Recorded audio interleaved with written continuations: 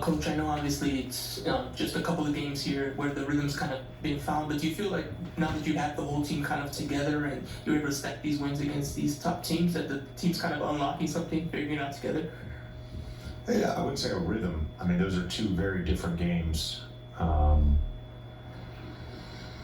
I think the competitive spirit and togetherness, we had played really hard tonight to put ourselves in a position to win the basketball game.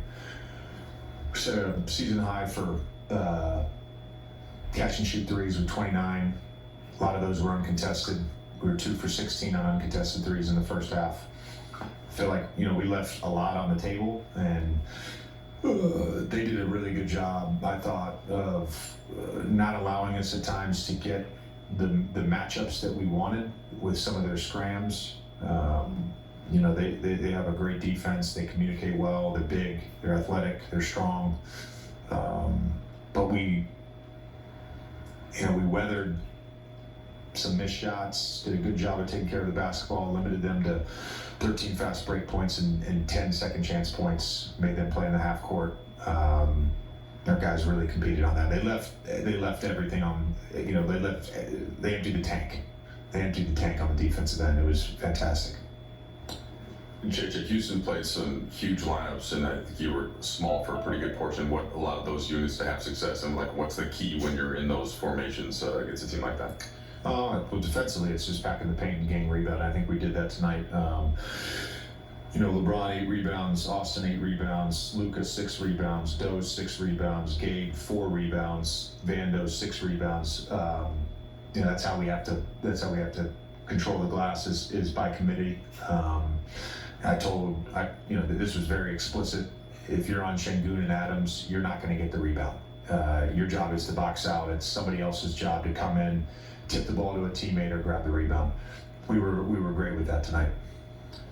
When we were in Memphis, you told us that you liked the way that the team kept going to Dorian on three-point line, even though he was missing some, and he hit a big one tonight. His best game offensively as a Laker. Have you had to coach him up to be able to keep shooting?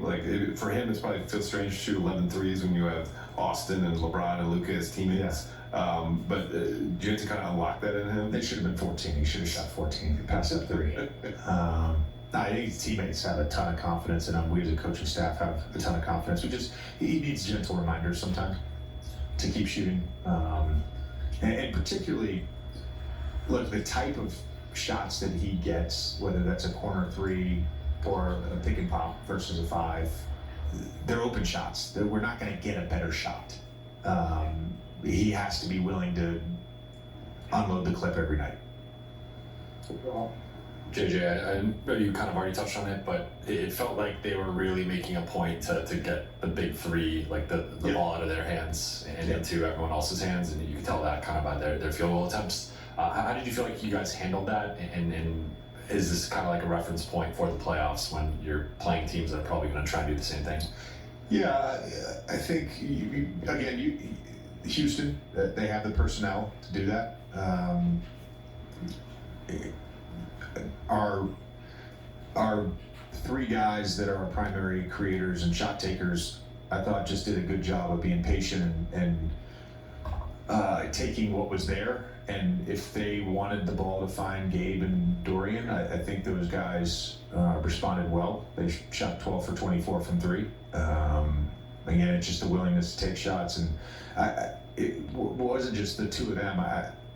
Rui missed 5 threes that were open. We generated good stuff. It was very obvious that they were trying to take away Jackson's roles. They were loading DeBron. They were loading AR. They were trying to not allow us to score in the paint. And then with their 5s, they never went to a switch, never to a red. So it was just all pick and pop. And again, we want those guys taking their shots if they're there. All right, we got a Laker.